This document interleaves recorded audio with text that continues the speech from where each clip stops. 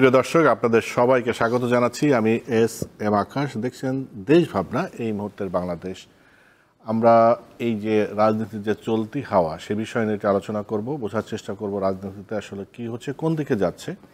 এইসব বিষয়ে আলোচনা করার জন্য আমাদের স্টুডিওতে আজ দুজন অতিথি আছেন, তাদের সাথে আপনাদের পরিচয় করে দিই। আমাদের সাথে আছেন অধ্যাপক ডক্টর কাজী মারুফুল ইসলাম, উন্নয়ন অধ্যয়ন বিভাগ, ঢাকা বিশ্ববিদ্যালয়। আপনাকে স্বাগত জানাই। আমাদের সাথে আছেন আলতাফ পারভেজ, লেখক ও গবেষক। আপনাকেও স্বাগত জানাই। কাজী মারুফুল ইসলাম, খুবই একটা প্রশ্ন জিজ্ঞাসা করি, এই জন্য জিজ্ঞাসা করতেছি, আমি যেখানে যাই এই প্রশ্নের মুখোমুখি আমার হতে হয়। আমি কয়েকদিন ধরে এই প্রশ্ন টকশোতে আলোচনা করি, কিন্তু আজকে শুরুতেই করব। সেটা হলো, যেখানে যাই, ভাই নির্বাচন হবে তো, ফেব্রুয়ারিতে নির্বাচন হবে তো, যে সাধারণ মানুষের এই জিজ্ঞাসাটা কেন, মানে রাজনীতিতে কি এমন মানে আশঙ্কা বা অনিশ্চয়তা, কি এরকম কোনো কিছু আছে? সাধারণ মানুষ মনে নির্বাচনটা হবে তো, এই ধরনের প্রশ্ন কেন যাচ্ছে, কি মনে হয় আপনার? ধন্যবাদ আপনাকে। এটা শুধু সাধারণ মানুষ কিংবা অসাধারণ মানুষ এরকম আলাদা না করে আমরা বলতে পারি যে এটা এই মুহূর্তে বাংলাদেশের সর্বস্তরেই মানুষের মধ্যে এক রকমের উদ্বেগ আছে। এক ধরনের প্রশ্ন তো বটেই, প্রশ্ন থেকে আরেকটু উদ্বেগ পর্যায়ে আসলে আছে। এটার অনেকগুলো কারণ হতে পারে যে নির্বাচন হবে কি হবে না। তার মধ্যে ধরেন একটা বড় জায়গা হচ্ছে যে মানুষের মনস্তত্ত্ব বা এখন এই সময়ে এসে মানুষের যে তার যে পারসেপশন কিংবা তার যে ভাবনার জায়গাটা, এই জায়গাটা অনেকাংশে আসলে সোশ্যাল মিডিয়া দ্বারা তৈরি। তো সোশ্যাল মিডিয়াতে দুর্ভাগ্যজনকভাবে যে প্রচারণাগুলো চলছে বিভিন্ন রকমভাবে, সেই প্রচারণার মধ্যে একটা অন্যতম জায়গা হচ্ছে যে নির্বাচন নিয়ে কতগুলো আশঙ্কা তৈরি করা, যেটার অনেকগুলোরই হয়তো আসলে বাস্তবসম্মত কোনো ভিত্তি নেই। কিন্তু সোশ্যাল মিডিয়াতে আমি ঠিক কোনো একটা নির্দিষ্ট মিডিয়ার কথা বলতে চাই না, কিন্তু মিডিয়াতে বিভিন্ন রকমের অ্যাক্টর, দেশি বিদেশি, দেশের ভেতর থেকে বাইরে থেকে অনেক ধরনের অ্যাক্টর, তারা খুব সক্রিয় এবং তাদের বিভিন্ন রকমের তথ্য ও অপতথ্য ইত্যাদির প্রচারে মানুষের মনস্তত্ত্বে এক রকমের এই আশঙ্কাটা যাচ্ছে না। কিন্তু সেটাকে যদি আমি পাশে রেখে যদি আমি দেখি যে বাস্তবে পরিস্থিতিটা কেমন, তাহলে আপনি যদি দেখেন যে কোনো একটা সিদ্ধান্ত নেওয়ার যেটাকে আমরা বুঝি মূল্য বা যদি অপরচুনিটি কস্ট যদি বলি, তো যদি সেই হিসেবে যদি দেখি, তাহলে এই মুহূর্তে বাংলাদেশে নির্বাচন না হওয়ার যে মূল্য, সেই মূল্যটা বহন করার মতন বাংলাদেশ রাষ্ট্র এবং সমাজ নেই। ফলে নির্বাচন না হওয়ার পেছনে আসলে খুব সঙ্গত বাস্তবসম্মত কারণ আমি দেখছি না। নির্বাচন হওয়ার পেছনে মূল যারা যে শক্তিটা জরুরি, সেটা হচ্ছে আমাদের নাগরিকরা, ভোটাররা। তো মানুষ যারা প্রশ্ন করছে যে নির্বাচন হবে কি হবে না, সেই প্রশ্নের ভেতরেই কিন্তু রয়ে গেছে যে তারা আসলে নির্বাচনটা চাচ্ছে, অর্থাৎ একটা প্রবল আকাঙ্ক্ষা এখানে বিরাজ করছে। ফলে ভোটারদের মধ্যে ব্যাপকভাবে এই আকাঙ্ক্ষাটা আছে। দ্বিতীয়ত হচ্ছে যে আমাদের রাজনৈতিক দলগুলোর মধ্যেও এই মুহূর্তে যে প্রধান রাজনৈতিক দল যারা আছে, আমি যদি বলি বাংলাদেশ জাতীয়তাবাদী দল, জামাত ইসলামী, কিংবা অন্য যে ছোট ও তুলনামূলকভাবে আরও যে গণতান্ত্রিক মোর্চা কিংবা এনসিপি সহ যে সমস্ত রাজনৈতিক দলগুলো আছে, এই দলগুলোর কারোর পক্ষেই আসলে নির্বাচন না করাটা কোনো লাভজনক প্রপঞ্চ না। ফলে দলগুলোর মধ্যেও কিন্তু আমি দেখছি যে মানে যে কোনো হিসাব নিকাশেই দেখা যায় যে এরা নির্বাচন করাটাই তাদের জন্য লাভজনক। এবং এর সঙ্গে যে সমস্ত অন্য প্রতিষ্ঠান, যেমন আমলাতন্ত্র কিংবা সামরিক বাহিনী কিংবা ব্যবসায়ী শ্রেণী, এদেরকেও যদি আমরা যুক্ত করি, তাহলে তাদের মধ্যেও নির্বাচন করাটাই তাদের জন্য লাভজনক। ফলে আমি বাস্তব যে ক্ষেত্রগুলো আছে, সেই ক্ষেত্রগুলো যে দেশের অভ্যন্তরে যে চলকগুলো আছে, তাদের মধ্যে যে সম্পর্ক, সেই সম্পর্ক বিবেচনা করলে আমি তো দেখি যে নির্বাচন না হওয়ার মতন কোনো পরিস্থিতি নেই। ফলে এই আশঙ্কাটা মানুষের মধ্যে আছে, কোনো সন্দেহ নেই। কিন্তু আমি মনে করব যে তাদের সক্রিয়তা যদি থাকে, তাহলে এই পরিস্থিতিটাকে বোঝা এবং এইটার যে প্রচারণা আছে, সেই প্রচারণাটা মোকাবেলা করে একটা বাস্তবসম্মত দৃষ্টিভঙ্গি গ্রহণ করা খুব দুরূহ না। অনেক ধন্যবাদ। আলতাফ পারভেজ, আপনি কিভাবে ব্যাখ্যা করবেন যে এই প্রশ্ন অবশ্যই আপনিও হয়তো ফেস করেছেন? হ্যাঁ, প্রশ্ন আছে। আসলে নির্বাচন হওয়া না হওয়া নিয়ে একটা গল্প আছে। সেটা হলো কোনো রাষ্ট্রে বা বাংলাদেশের ক্ষেত্রেই যে অমোচনীয় কালি টেন্ডার হয়েছে কিনা, সেটা দিয়ে বুঝতে হবে নির্বাচনের জন্য প্রস্তুতি নেওয়া হচ্ছে কিনা। দেখুন, এখনকার চারিদিকে গল্প হলো এখনো অমোচনীয় কালির টেন্ডার হয় নাই, ফলে নির্বাচন একটু দূরস্থই আছে। নির্বাচন নিয়ে পত্রপত্রিকায় প্রতিদিন বড় বড় হেডলাইন হচ্ছে, রাজনীতিবিদরা ব্যস্ত, এলাকায় এলাকায় যাচ্ছেন, মেরুকরণ হচ্ছে, এগুলো আমরা শুনছি। কিন্তু নির্বাচনের একটা কারিগরি দিক আছে, কাঠামোগত দিক আছে, অর্থাৎ বড় ধরনের একটা প্রস্তুতির ব্যাপার। একটা রাষ্ট্রে জাতীয় নির্বাচন হলো বড় একটা ইভেন্ট। এর সাথে সশস্ত্র বাহিনীকে যুক্ত করা হয় বড় আকারে, হাজার হাজার আনসার বাহিনী যুক্ত, শিক্ষক সমাজ যুক্ত, সরকারি কর্মকর্তাদের হাজার হাজার যুক্ত হবেন এই কাজে। এই যে কারিগরি দিকটা, সেক্ষেত্রে কিন্তু সমাজে তো আমরা সবাই চলাফেরা করি, সাধারণ মানুষ চলাফেরা করে, সবাই দেখছে যে সেই কারিগরি প্রস্তুতিটা নেই, সেই নড়াচড়াটা নেই। এই সংখ্যার, যে সংখ্যার কথা আপনি বললেন, সংখ্যাটা ওই কারণেই খুবই সঙ্গত যে সবাই নির্বাচনের কথা বলছে, কিন্তু নির্বাচন যারা উঠিয়ে আনবেন, যারা নির্বাচন পরিচালনা করবেন, নির্বাচনী কাজে থাকবেন, তারা কোথায়, সেই উদ্যোগগুলো কোথায়, সেগুলো অনেকাংশে অনুপস্থিত। এটা হলো একটা বড় ব্যাপার। আরেকটা কারণ আছে এই আশঙ্কার, যে নির্বাচন রাজনীতিবিদরা চাচ্ছেন সত্য, সরকারও মুখে বলছে, সরকারি কর্মকর্তারা, যে এমনও কথা শুনছি যে কোনো কেউই নির্বাচন ঠেকিয়ে রাখতে পারবে না। এই ঠেকিয়ে রাখার প্রশ্নটা আসলো কেন, কারা ঠেকিয়ে রাখতে চায়? আসলে আমরা গত 1 বছর যেই দঙ্গল দেখেছি, মব দেখেছি সারা দেশে, সাধারণ মানুষ দেখেছে, চাইলে এই মব কেউই ঠেকাইতে চায় নাই আর কি, চাইলে ঠেকানো যেত, কিন্তু সব জায়গায় যে যেখানে উদ্যোগ নিয়েছে সহিংসতা করতে পেরেছে, যা ভাঙতে চেয়েছে ভেঙে এসেছে, ধূলিসাৎ করে দিয়ে এসেছে। তার মানে নির্বাচন না করার, যে অনির্বাচিত থেকে মজা নেওয়ার যদি কোনো শক্তি থাকে, এবং শক্তি আছে দেখা যাচ্ছে, তারা এটা ঠেকিয়ে দিতে পারবে। মানুষের ভিতর কিন্তু এই বিশ্বাসও আছে, এই শঙ্কাও আছে। তো একদিকে নির্বাচনের প্রস্তুতি, মাঠের প্রস্তুতি না থাকা, আরেকদিকে মব সহিংসতার যে ধারাবাহিকতা আমরা দেখেছি গত 1 বছর, এই দুটো মিলিয়েই কিন্তু মানুষের ওই সংখ্যা। এবং আপনি যে কোনো রাজনীতিবিদকে জিজ্ঞেস করুন ব্যক্তিগতভাবে, ওনারাও কেউ নিশ্চিত করে বলতে পারছে না যে আসলে কি নির্বাচন ফেব্রুয়ারিতেই হবে।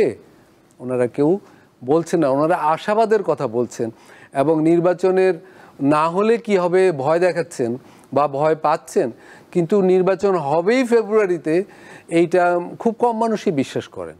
জি, আমরা অন্য একটা প্রসঙ্গে ডক্টর কাজী মারুফুল ইসলাম, সেটা হলো যে দঙ্গল বা মব সন্ত্রাসের কথা বললো আপনি। এই সাম্প্রতিক সময়ে 2-1 দিনের মধ্যে তথ্য উপদেষ্টা একটা বক্তব্য পত্রিকায় ছাপা হয়েছে, অবশ্যই খেয়াল করেছেন। তিনি বলেছেন যে সবাই সংঘাতের জন্য মুখিয়ে আছে, অল্প কয়েক মাসের মধ্যেই দেখতে পাবেন। একজন সাথে মিনিস্টার, এক উপদেষ্টা, তিনি তথ্য উপদেষ্টা, মানে তিনি যখন এই তথ্য দেন, সেটা অবশ্যই এটা একটা ইঙ্গিত আছে।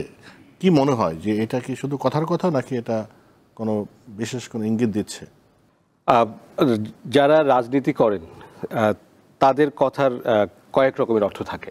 অর্থাৎ যেটা উনি যে শব্দে বা যে বাক্যে বা যে ক্ষেত্রে, অর্থাৎ যে পরিস্থিতিতে এই কথাটা বলছেন, তার ঠিক ওই শব্দগত অর্থ একরকমের অর্থ, তার ভেতরে আরও একটা অর্থ থাকতে পারে। এবং এমনও অনেক সময় হয় যে আসলে এই বাক্যটা দিয়ে তার কোনো একটা নির্দিষ্ট কোনো অডিয়েন্স আছে, তাদেরকে কোনো মেসেজ দিতে চাচ্ছেন। তো সেটা যেরকমই হোক, এটাকে খুব হালকা করে দেখার কোনো সুযোগ নেই। নিশ্চিতভাবে আমরা তো দেখতে পাচ্ছি যে আসলে সংঘাতের ক্ষেত্রগুলো কোথায় আছে। আমরা জানি যে বাংলাদেশের, ঢাকা তো বাংলাদেশ না, আসলে ঢাকা সহ ঢাকার বাইরে একটা বিস্তৃত সমাজ আছে, একটা কাঠামো আছে। সেই কাঠামোর মধ্যে অনেক ধরনের স্বার্থ আছে।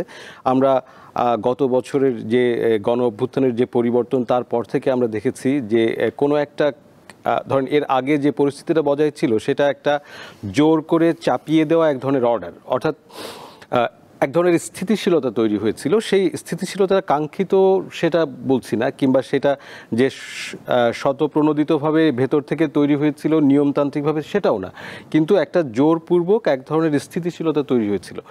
সেই অর্ডারটা যখন ভেঙে গেছে তখন স্থানীয় পর্যায়ে প্রচুর স্বার্থ গোষ্ঠীগুলো দাঁড়িয়ে গেছে। ধরেন একটা পাড়ার একজন নেতা, একটা মসজিদ কমিটির একজন নেতা, একটা বাজার সমিতির একজন নেতা, এই ক্ষুদ্র জায়গায় অনেক রকমের স্বার্থগুলো তৈরি হয়েছে। যে স্বার্থ গ্রুপগুলো তারা, যেটা আমরা বলি, যেটা প্রচলিতভাবে আমাদের দেখি যে তারা অনেক দিন খায়নি, এখন খাওয়ার জন্য উন্মুখ। এই খাওয়ার জন্য উন্মুখ যে সংস্কৃতিটা, সেই সংস্কৃতির একটা প্রকাশ কিন্তু স্থানীয় সম্পদ এবং রাষ্ট্রীয় সম্পদের যে বন্টন, সেই জায়গাটাতে তাদের একটা প্রভাবের ফলে পরস্পরের মধ্যে একটা দ্বন্দ্বিক একটা পরিস্থিতি তৈরি হয়েছে। এটা নির্দেশ করে যে আসলে আমাদের এখানে ওই নিয়মতান্ত্রিকতা, কিংবা যেটাকে আমরা বলি যে রুল অফ ল, সেটা আমরা এই গত 1 বছরে প্রতিষ্ঠা করা তো অনেক দূর, মানে সেই প্রতিষ্ঠার ন্যূনতম পর্যায়ে পর্যন্ত পৌঁছাতে পারেনি। ফলে এই বিভিন্ন গোষ্ঠীর স্বার্থগুলো, দলগুলো, তাদের মধ্যে এই দ্বন্দ্বের সম্ভাবনাটা টিকে রয়েছে।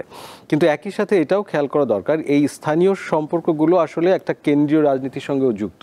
অর্থাৎ যে রাজনৈতিক দলগুলো আছে, প্রধান যে রাজনৈতিক দলগুলো আছে, যারা আসলে ক্ষমতাশালী, যারা স্থানীয় এবং জাতীয় পর্যায়ে নিয়ন্ত্রণ আরোপ করতে পারে, প্রশাসনের উপরে নিয়ন্ত্রণ আরোপ করতে পারে, এই দলগুলো তারা কিন্তু এই যে স্থানীয় পর্যায়ে যে সমস্ত দ্বন্দ্বিক পরিস্থিতি বা গ্রুপগুলো আছে তাদেরকে কিন্তু নিয়ন্ত্রণ করতে পারেনি, কিংবা অনেকাংশে আসলে প্রশ্রয় দিয়েছে। ফলে আমরা জাতীয় পর্যায়ে যে রাজনীতির যে এক ধরনের পরস্পর, আমি এর বিরোধিতাটাকে খুব জরুরি দেখিনি। এটা আমার কাছে মনে হয় যে অনেকটা আপাত বিরোধিতা, অর্থাৎ অনেক রাজনৈতিক রেটরিকের বিরোধিতা, কিন্তু মূল বিরোধিতাটার জায়গা আসলে ওই সম্পদের জায়গা, ওই মানে অর্থাৎ রাজনৈতিক ক্ষমতা প্রয়োগ করে যে মেটেরিয়াল বেনিফিট, অর্থাৎ যে বস্তুগত সম্পদের উপরে যে নিয়ন্ত্রণ আরোপ করার যে প্রতিদ্বন্দ্বিতা, সেই প্রতিদ্বন্দ্বিতাটা এইটা নিশ্চিতভাবেই এটা রয়েছে। এবং সেটা আগামী নির্বাচনে যেহেতু প্রচুর পরিমাণ টাকা পয়সা, সম্পদ, প্রতিপত্তি এগুলোর প্রয়োজন হবে, ফলে সেগুলোকে মোবিলাইজ করার জন্য একটা প্রতিদ্বন্দ্বিতা নতুন করে একটা মাত্রা যুক্ত হয়েছে। এবং এই মাত্রাটা যদি আমরা বিবেচনায় নেই, এবং যেহেতু আমাদের এখানে আইন শৃঙ্খলার রক্ষাকারী বাহিনী তারা এখনও সম্পূর্ণ সক্রিয় না, আমরা যারা মাঠে অন্যান্য যে সমস্ত বাহিনীগুলো রয়েছে তাদেরও সক্রিয় ভূমিকা অনেক সময় প্রশ্নের মধ্যে পড়েছে, এবং যেহেতু বিচার এবং সরকারি প্রশাসন, অর্থাৎ সিভিল প্রশাসন যেটা আছে সেটা সবসময় সক্রিয় হতে পারছে না, ফলে এই সংঘাতের সম্ভাবনাটা তো থাকেই। এবং সেটা নির্বাচনকে সামনে রেখে এটা আরও তীব্র আকার ধারণ করতে পারে, সেটা সেই আশঙ্কা উড়িয়ে দেওয়া যায় না। জি, আলতাফ পারভেজ, আপনি এটাকে কিসের ইঙ্গিত মনে করেন? আর যদি কাজী মারিফুল ইসলাম যেটা বললেন, যে যদি সত্যি, আপনি এর আগে বলেছেন যে দঙ্গল বা মব সন্ত্রাস এটা হয়েছে, এটা থামানো যায়নি অথবা থামানো হয়নি বা সদিচ্ছা ছিল কিনা সেটা নিয়ে তো প্রশ্ন আছেই। এখন যদি একজন সিটিং উপদেষ্টা যদি এটা বলে, তাহলে এটাকে আপনি কিভাবে ব্যাখ্যা করবেন? আসলে এই যে উনি এটা বললেন, এই যে সংঘাত হওয়ার শঙ্কা ছড়ালেন উনি, এই দায় তো উপদেষ্টা পরিষদেরও। আমরা তো তাদের কাছে একটা শান্তিপূর্ণ বাংলাদেশ আশা করেছিলাম, যে নির্বাচন হওয়ার আগে আগে একটা শান্তির পরিবেশ থাকবে, কিন্তু উনি এখন বলছেন যে সামনে সংঘাত, তাইলে তো পুরো দেশ আতঙ্কিত হবে আসলে। কিন্তু উনি এক অর্থে সত্যিই বলেছেন।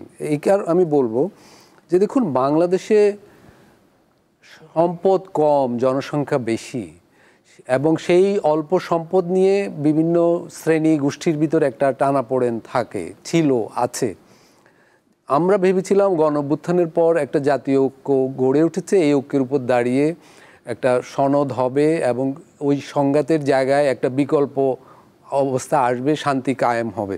কিন্তু এই যে জুলাই সনদ হলো, এটা দেখুন যে এতে কিন্তু বাংলাদেশে ওই সংঘাতপূর্ণ পরিবেশের কোনো উত্তর পাওয়া গেল না, শান্তির কোনো মানে দৃশ্যমান হলো না। এর মধ্যে কতগুলো একদম সুনির্দিষ্ট লক্ষণ আছে।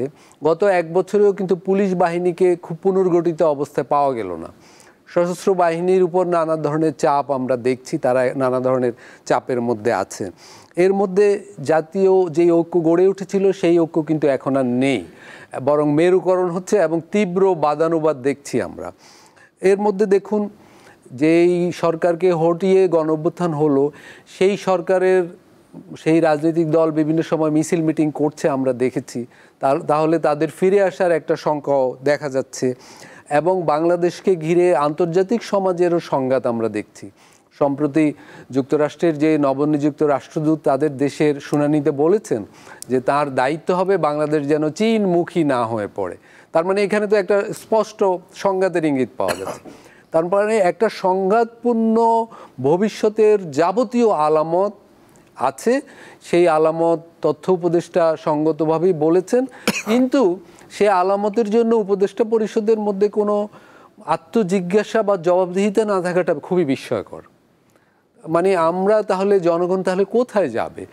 এরকম একটা অন্তর্বর্তীকালীন সরকার যার পিছনে বিপুল জনসমর্থন ছিল, প্রায় পুরো দেশের জনসমর্থন ছিল, তারা যদি আমাদের একটা সংঘাতের শঙ্কার সামনে দাঁড় করিয়ে দিয়ে এখন বলেন যে সংঘাত কিন্তু আসন্ন, তোমরা প্রস্তুত হও, তা আমরা বাংলাদেশের সাধারণ মানুষ, নাগরিক সমাজ কোথায় যাব? না, তাহলে তো মানে আপনি যেটা বললেন তার মনে হচ্ছে যে সংঘাতের আশঙ্কা সরকারের কাছে তথ্য থাকতেই পারে। জনগণ মানে জনগণ কি প্রত্যাশা করে? জনগণ প্রত্যাশা করে যে হ্যাঁ সংঘাতের আশঙ্কা আছে, কিন্তু এটার জন্য আমরা প্রস্তুত আছি, আপনারা দুশ্চিন্তা করেন না। মানে তারা আশ্বস্ত করবে যে সংঘাতের আশঙ্কা আমরা নির্মূল করব, সেই আশ্বস্ত তো আমরা পাচ্ছি না। এই কথাই তো সেই আশ্বস্ত আমরা হতে পারলাম না। তথ্য উপদেষ্টা আগে যে যেটা বললেন আপনি যে মব সন্ত্রাস, সেখানেও তো আমরা খুব একটা আশ্বস্ত হতে পারি নাই। না, কোনো মব সন্ত্রাস যেখানে মবের উদ্যোগ নিয়েছে গত এক বছরে সেই সফল হয়েছে। বাংলাদেশে গত এক বছর বা তার বেশি সময়ে সফলতার মাপ সূচকে সবচেয়ে এগিয়ে আছে সহিংসতার জন্য যারা উদ্যোগ নিয়েছে তারা। সকল সহিংসতা বিজয়ী হয়েছে এখানে। ডক্টর কাজী মারুফুল ইসলাম, আলতাফ পারভেজ যেটা বললেন সে প্রেক্ষাপটে যদি আপনার কোনো কথা থাকে সেটা বলবেন। এখন আমি যে প্রশ্নটা করতে চাই, এর আগে আলতাফ পারভেজ বলেছেন যে প্রস্তুতি আসলে দেখা যাচ্ছে না, কিন্তু এই যে বাদানুবাদ বা অভিযোগ, পাল্টা অভিযোগ, এটা আমরা দেখছি নির্বাচন কেন্দ্রিক। যেমন সম্প্রতি আপনি খেয়াল করেছেন কিনা, এনসিপির একজন নেতা অভিযোগ করেছে যে জাতীয় নির্বাচনকে সামনে রেখে ডিসিএসপি ভাগাভাগি করার চলছে। তার মানে এখানে কিন্তু এক ধরনের প্রশাসনকে কে কন্ট্রোলে নেবে, কার ভাগে কয়জন ডিসি, কয়জন এসি হবে, এই ধরনের যদি হয়, তা আমরা যে নতুন বাংলাদেশের কথা বললাম বা আমরা একটা সেরা স্মরণকালে সেরা নির্বাচন করতে চাই, এই ধরনের অভিযোগ যখন একটা রাজনৈতিক দল থেকে, নতুন রাজনৈতিক দল থেকে আসে, সেটাকেও তো একটু ব্যাখ্যা বিশ্লেষণ জনগণের মনে প্রশ্ন জাগে। আসলে দুর্ভাগ্যজনকভাবে আমাদের আজকের আলাপের একটা বড় অংশ আমাদের খুব দুঃখজনক কতগুলো প্রসঙ্গ নিয়ে কথা বলতে হচ্ছে, যেটা যেটা যেটা যেটা আমরা চাই না, কিন্তু সেই প্রসঙ্গে আমাদেরকে বারবার করে যেতে হচ্ছে। যে সত্যি যে বাংলাদেশের নির্বাচন ব্যবস্থাটা আর পরিবর্তন, অর্থাৎ একটা মানুষের স্বাধীনভাবে ভোট দিতে পারবেন, তারা ভোট কেন্দ্রে যেতে পারবেন, প্রতিদ্বন্দ্বিতা করতে পারবেন রিজনেবলি। আমি বলবো না যে একেবারে চমৎকারতম একটা ঘটনা ঘটবে, কিন্তু তাও একটা ন্যূনতম একটা মানসম্পন্ন প্রতিদ্বন্দ্বিতাময় অংশগ্রহণমূলক নিরপেক্ষ নির্বাচন অনুষ্ঠিত হবে। এটা কিন্তু মানুষের একেবারে একটা ন্যূনতম আকাঙ্ক্ষা, মানে একেবারেই সবচেয়ে কম চাওয়ার মধ্যে এই আকাঙ্ক্ষাটা আছে। তো সেই আকাঙ্ক্ষাটা কিন্তু আমাদের যে জুলাইয়ের যে গণ অভ্যুত্থান, এটার ভেতরেও কিন্তু এই আকাঙ্ক্ষাটার একটা স্ফুরণ ছিল। তো সেটার যে প্রতিক্রিয়া, সেই প্রতিক্রিয়াতে আমাদের যে রাজনৈতিক শক্তিগুলো, সেটা দুঃখজনকভাবে হচ্ছে তারা এই প্রতিক্রিয়াটাতে আসলে তারা এই আকাঙ্ক্ষাটাকে ধারণ করতে পারলেন না। তারা আবারও নির্বাচনটাকে পরস্পরের দখলের জায়গা, অর্থাৎ কি করে আমরা দখল প্রতিষ্ঠা করব, কি করে আমি আমার জায়গা দখল করব, সেই দখলের একটা প্রতিদ্বন্দ্বিতার জায়গায় নিয়ে গেছে। এনসিপি একটা নতুন পার্টি, তারা হয়তো এটাতে মন খারাপ যে তাদের অত লোকজন সমর্থক নাই, সে কারণে হয়তো ডিসিএসপির ভাগাভাগিতে তারা সক্রিয়ভাবে অংশগ্রহণ করতে পারছে না বলে হয়তো তাদের কাছে এই ক্ষেত্রটা তৈরি হচ্ছে। কিন্তু তারাও অন্যান্য যে রাজনৈতিক দলগুলো রয়েছে, সেই রাজনৈতিক দলগুলোর তুলনায় বিকল্প কোনো সংস্কৃতি, বিকল্প কোনো শক্তিশালী বয়ান তৈরি করতে পারছে না, যার ভেতর দিয়ে আসলে একটা এরকম নিরপেক্ষ একটা অংশগ্রহণমূলক নির্বাচন নির্বাচনের দিকে যাওয়া যায়। এবং আমাদের যারা জাতীয়তাবাদী দল কিংবা আমি মানে কোনো নাম না বলেও বলতে পারি, যে সমস্ত প্রধান রাজনৈতিক দল, তাদের কোনো আচরণেই, অর্থাৎ গণ অভ্যুত্থানের পর থেকে এই পর্যন্ত কোনো আচরণেই এটা প্রমাণ হয় না যে তারা আসলে বাংলাদেশে একটা আসলেই শান্তিপূর্ণ একটা খুবই নিরপেক্ষ অংশগ্রহণমূলক নির্বাচন চায়। তারা এমন একটা নির্বাচন চায় যে নির্বাচনে সে জিততে পারে, এবং সেই দলটি নির্বাচনে জেতার জন্য তো সে মনে করে যে প্রচলিত পদ্ধতি যেটা আছে, যে আমার ডিসি লাগবে, আমার এসপি লাগবে, আমার ইউএনও লাগবে, আমার ওসি লাগবে, যারা আমার হয়ে ভোট কাটবে, আমার ভোট কাটার বন্দোবস্তটাকে সক্রিয় রাখবে, সেই কদাকর এবং প্রচলিত যে আকাঙ্ক্ষা এবং চর্চা, সেটাই এখনো পর্যন্ত এই প্রধান রাজনৈতিক দলগুলো তারা কেউ এটা থেকে মুক্ত হতে পারেনি, এবং তার একটা খেসারত বা তার একটা প্রকাশ এই আশঙ্কার মধ্যে আছে। তবে আমার কাছে আমরা যদি মানে খানিকটা দেখি যে আসলে সিভিল সার্ভিসের মধ্যে ধরেন তারাও তো একটা অ্যাক্টর, অর্থাৎ এই গেমের মধ্যে, অর্থাৎ সেও যখন দেখে যে কোনো একটা রাজনৈতিক দলের পক্ষপাতিত্ব বা তার সমর্থনে গেলে আমার ভবিষ্যৎ নিশ্চিত হবে, তাহলে তখন তার মধ্যেও এই ইনসেন্টিভটা কাজ করে যে আমি নিরপেক্ষ থাকার থেকে যদি আগামী 10 বছরে আমি অমুক দলের পক্ষ হয়ে কাজ করতে পারি, তাহলে আমার জন্য আমার কেরিয়ারের যে জীবন আছে সেইটার মধ্যে আমার আখের গুছিয়ে যাবে।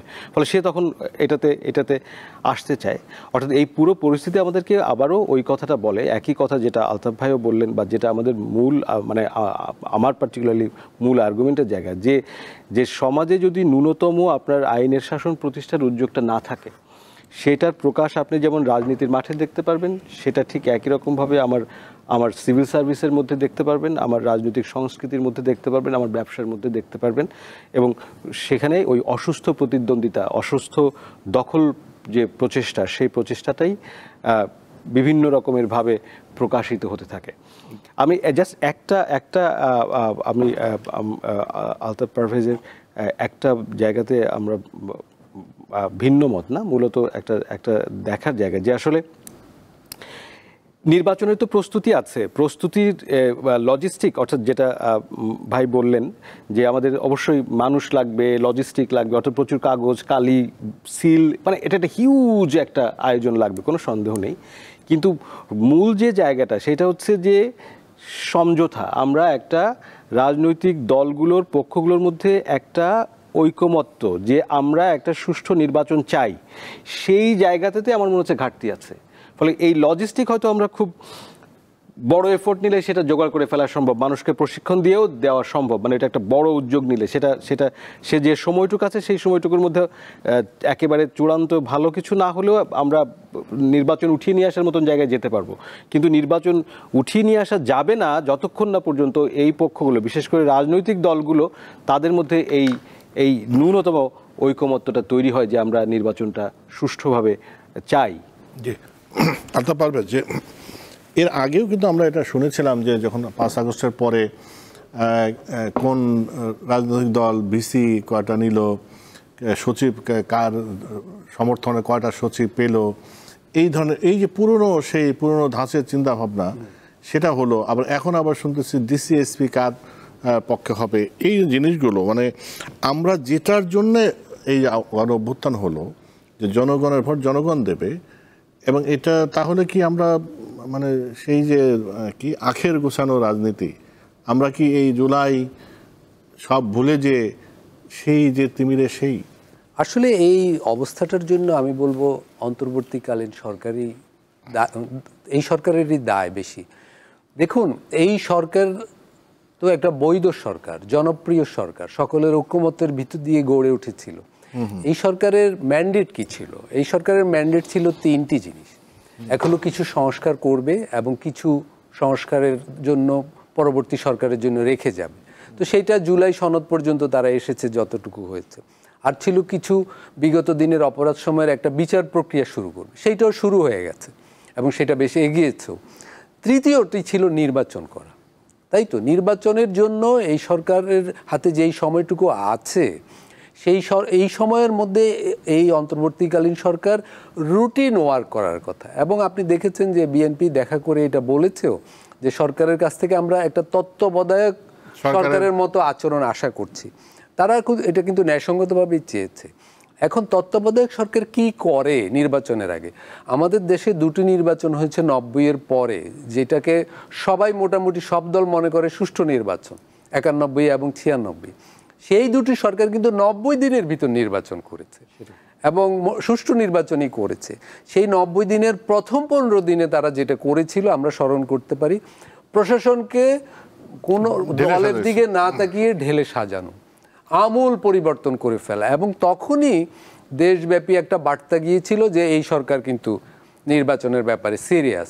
মানুষেরও আত্মবিশ্বাস বেড়েছে, রাজনীতিবিদরাও সতর্ক হয়ে গেছে। কিন্তু এবার আমরা কি দেখছি?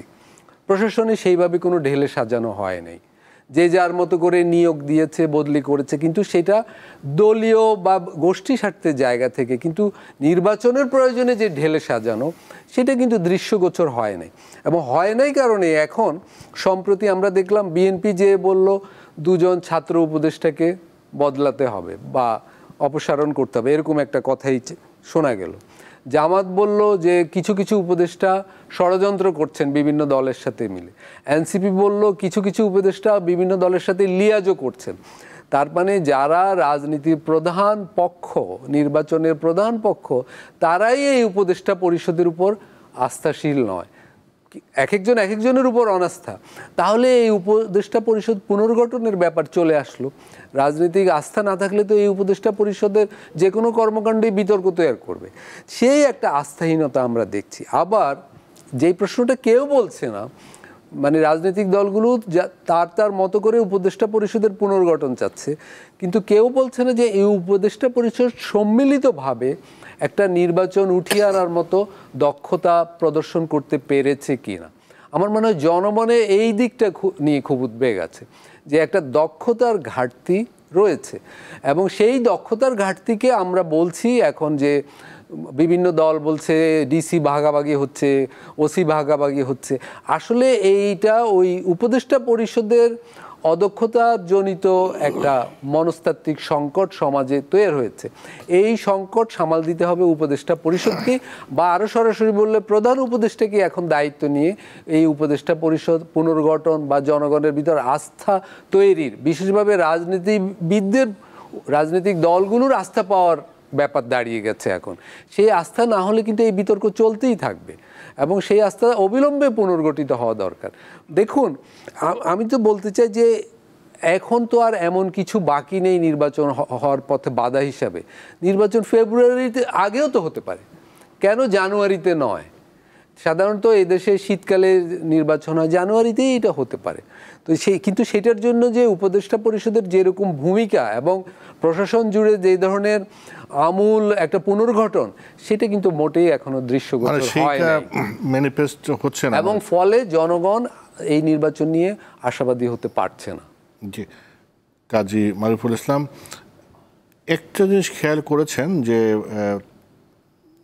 প্রেস সেক্রেটারি কয়েকদিন আগে বলেছেন যে আওয়ামী লীগ নির্বাচন অংশগ্রহণ করতে পারছে না, আইনের যে এখন যে তাদের কার্যক্রম স্থগিত আছে, এইসব কথা বলে। অন্যদিকে বিএনপি বলছে যে জাতীয় পার্টি নির্বাচনে অংশগ্রহণ করতে তো বাধা নাই, আইনগতভাবে বাধা নাই, তো তারা নির্বাচন করবে কি করবে না জাতীয় পার্টির বিষয়।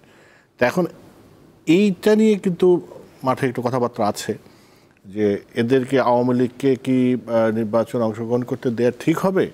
তাহলে কি অন্তর্বর্তীমূলক হবে, নাকি যেহেতু তারা ফ্যাসিস্ট, এতদিন অন্যায় করছে, তাদেরকে যেটা করা হচ্ছে সেটাই ঠিক আছে?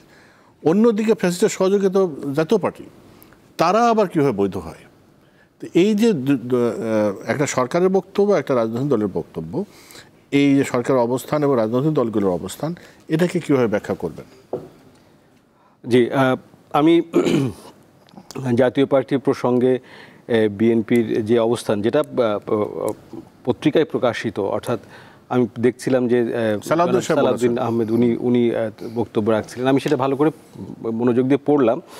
সেক্ষেত্রে কিন্তু উনি একটা আইনের কথাই বলেছেন যে যেহেতু জাতীয় পার্টির উপরে কোনো নিষেধাজ্ঞা নাই এই পর্যায়ে, ফলে সে অংশগ্রহণ করবে কি করবে না এটা ওই পার্টির স্বাধীনতার ব্যাপার।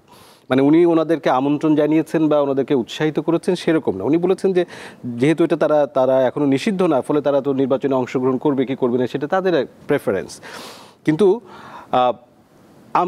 আমার কাছে যেটা মনে হয় যে অবশ্যই আসলে কাউকে রাজনৈতিক দল, কোনো রাজনৈতিক দলকেই কোনো পর্যায়ে নিষেধাজ্ঞা আরোপ করে সেই দলের বিকাশ কার্যক্রম এগুলো যে আটকে রাখা যায় দীর্ঘদিনের জন্য, এটা একটা বাস্তবসম্মত উদাহরণ কথা না, এটা এরকম কোনো নজির নেই। কিন্তু আমাদের প্রশ্ন হচ্ছে যে সরকার বা যে দলটা সরাসরিভাবে অপরাধের সঙ্গে যুক্ত, একেবারে ভয়ঙ্কর মানবতা বিরোধী অপরাধের সঙ্গে যুক্ত, ফলে তার সমান অধিকার অন্যদের মতন হতে পারে না, তার বিচারের আওতায় আনতে হবে। সেটা ব্যক্তিও যেমন হতে পারে, সেটা সংগঠনও হতে পারে। ফলে আওয়ামী লীগ একটা সংগঠন হিসেবে সে যে সকল অপরাধের সঙ্গে যুক্ত, সেই অপরাধের খেসারত তাকে তো দিতে হবে, তার শাস্তি তাকে দিতে হবে। ফলে তার জন্য এই রাজনীতিতে অংশগ্রহণ করা এটা যে খুব গণতান্ত্রিক উদ্যোগ সেটা না। ফলে তার জন্য অবশ্যই তার শাস্তির সাপেক্ষে তারপরে তার রাজনৈতিক অংশগ্রহণ তার জন্য প্রযোজ্য হতে পারে।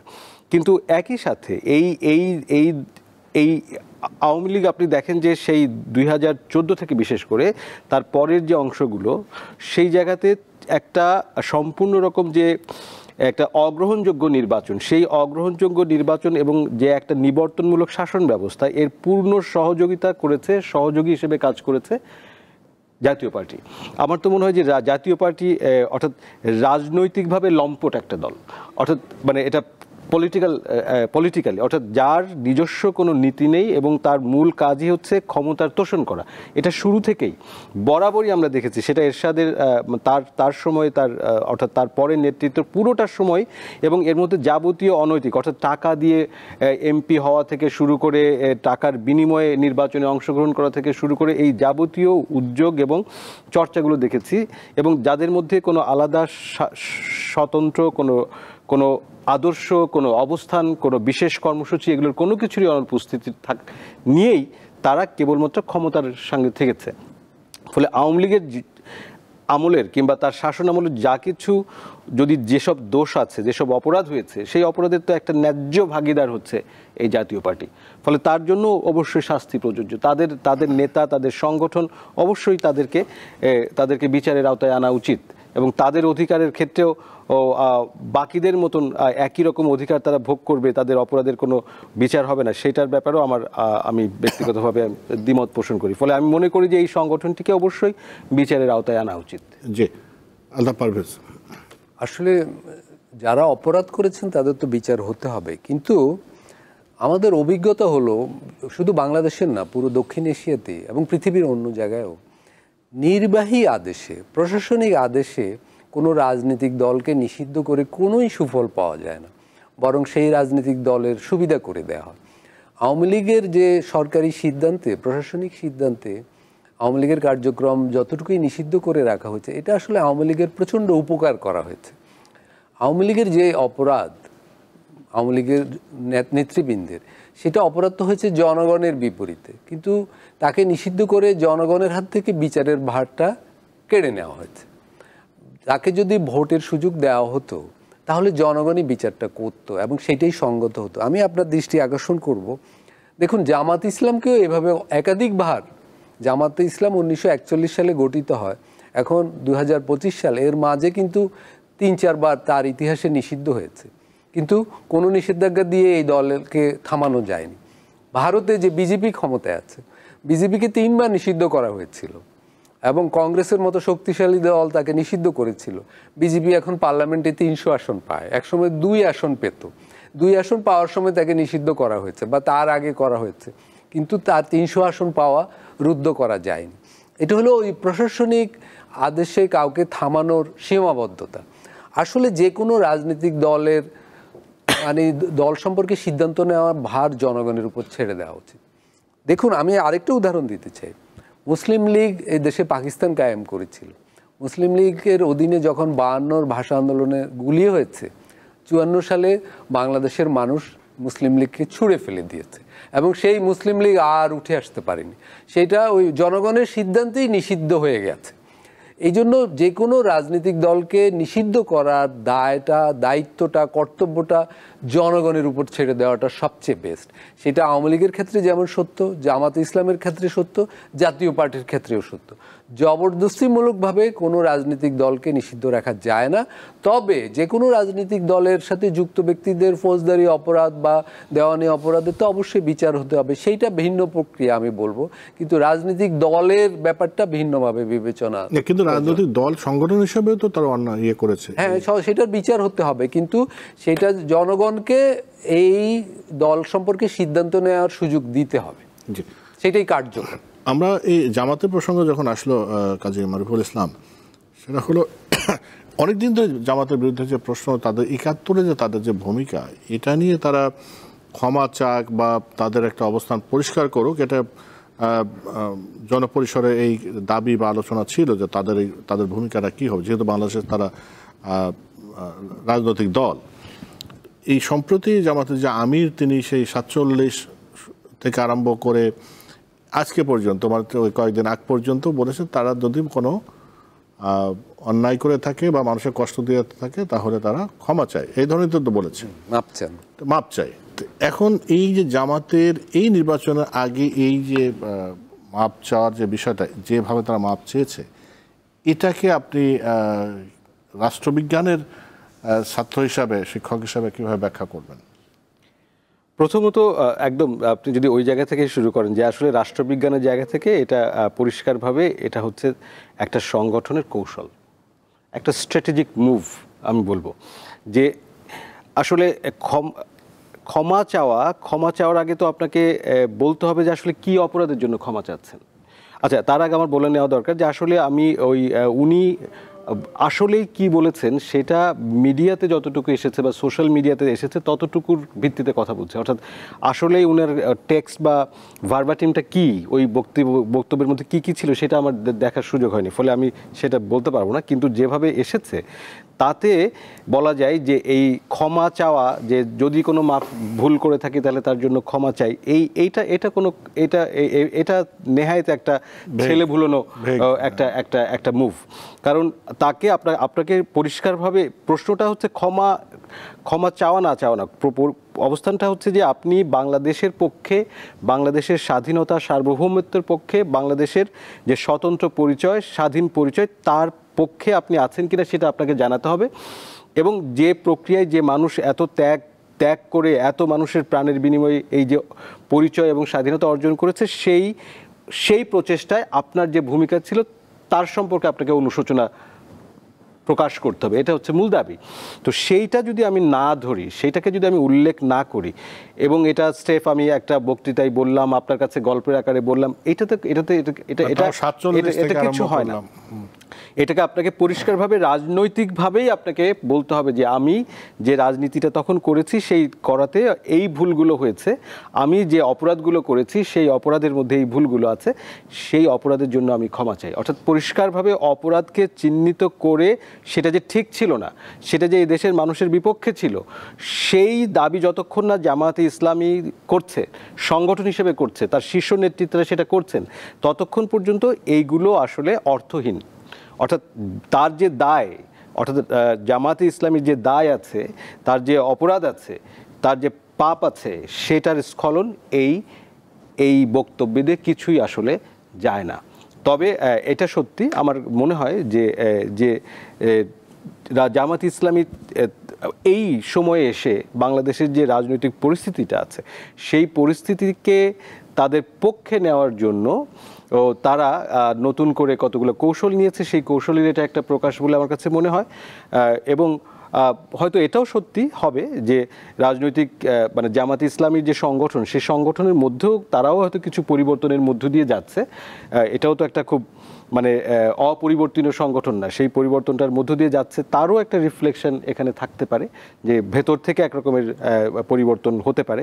তবে সেই পরিবর্তনটা যতক্ষণ না পর্যন্ত প্রকাশিত রাজনৈতিক মঞ্চে, রাজনৈতিক পদ্ধতিগতভাবে এটা হবে, ততক্ষণ পর্যন্ত এই ক্ষমা আসলে আমাদের এই দেশের মানুষের কাছে গ্রহণযোগ্য না। জি, আলতাফ পারভেজ। আসলে আমি যে ভিডিও ক্লিপটা দেখেছি, সেখানে জামাতের আমির যেটা বলেছেন যে ৪৭ থেকে এখন পর্যন্ত উনি ঘড়ি দেখে বলছিলেন আমরা যদি কোনো ভুল করে থাকি আমরা মাপ চাই, ক্ষমা চাই। এই কথার ভিতর দিয়ে কিন্তু একটা সত্য বেরিয়ে আসে যে 47 থেকে কিছু ভুল ওনারা করেছেন। এখন এগুলো তো আসলে ভুল মানে কি, ভুল শব্দটার ব্যাখ্যা অপরাধ, হ্যাঁ। 47-এর কথা আমি বলি, 47-এ জামাত ইসলামী পাকিস্তান আন্দোলনের বিরোধী ছিল।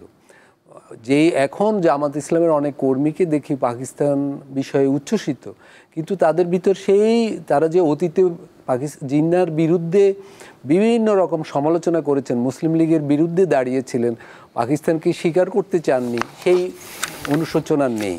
আর 71 সালের ভূমিকাটা কিন্তু সাধারণ ভুল নয়, এটা অনেকগুলো ফৌজদারি অপরাধের প্রসঙ্গ জড়িত, এবং ফৌজদারি অপরাধ কিন্তু শুধু অনুশোচনা দিয়ে শেষ হয় না, এবং ফৌজদারি অপরাধ কিন্তু তামা দিয়েও হয় না। ফলে এগুলায় তো একটা ন্যায় বিচারের প্রশ্ন জড়িত। দেখুন, যাদের বিরুদ্ধে অপরাধ হয়েছে 71 সালে, মানবতা বিরোধী অপরাধ হয়েছে, তাদের হয়ে কে ক্ষমা করবে, কে মাপ করবে? তারা তো কাউকে এখতিয়ার দেয় নাই মাপ করার। মানে এটা তো একদম সম্পূর্ণ ভিন্ন ব্যাপার, বিচার আচারের ব্যাপার। ফলে এই যে উনি বললেন, এটা আমি বলবো যে এটা খুবই রাজনীতিক কথা হয়েছে, রাজনৈতিক রেটরিক হয়েছে। এখানে কে তাদের মাপ করবে, কার কাছে ওনারা মাপ চাচ্ছেন, এখানে কোন অপরাধের জন্য মাপ চাচ্ছেন, তাইলে অপরাধের প্রসঙ্গটা উঠতে হবে এখানে। দ্বিতীয়ত যে প্রশ্নটা আমি বলতে চাই, জামাত ইসলাম যে এগুলা বলছে, এটা তাদের তরুণ কর্মীদের জন্য এটা একটা মানসিক বার্ডেন। দেখুন, এখন যারা জামাত ইসলামে যুক্ত হচ্ছে, যেই তরুণরা, তারা তো 71 সালের পরে জন্ম নিয়েছে। অবশ্যই তারা একটা সামাজিক পরিবর্তনের আকাঙ্ক্ষা থেকে এই দলের যুক্ত হচ্ছে, এবং এটা তো ঠিক যে জামাত ইসলামী রিক্রুটমেন্ট খুব বেশি, যে কোনো দলের চেয়ে তরুণরা জামাত ইসলামে যুক্ত হচ্ছে। সম্প্রতি ছাত্র সংসদগুলোর নির্বাচনে আমরা দেখলাম তরুণদের মধ্যে তাদের জনপ্রিয়তা আছে। এই তরুণরা কিন্তু আবার ড্রপ আউট হচ্ছে, জামাত ইসলাম থেকেই প্রচুর ড্রপ আউট হচ্ছে। এই কারণে এই তরুণরা যখন বড় হচ্ছে, অনেক পড়াশোনা করছে, জানছে যে 47 থেকে 71 পর্যন্ত অনেকগুলো সমস্যা আছে এই দলটার, তারা আর তখন এই দলের লিগেসি বহন করতে পারছে না, তখন তারা অনেকে এই দল ছেড়েও দিচ্ছে। ফলে আমি বলবো, জামাত ইসলাম যেই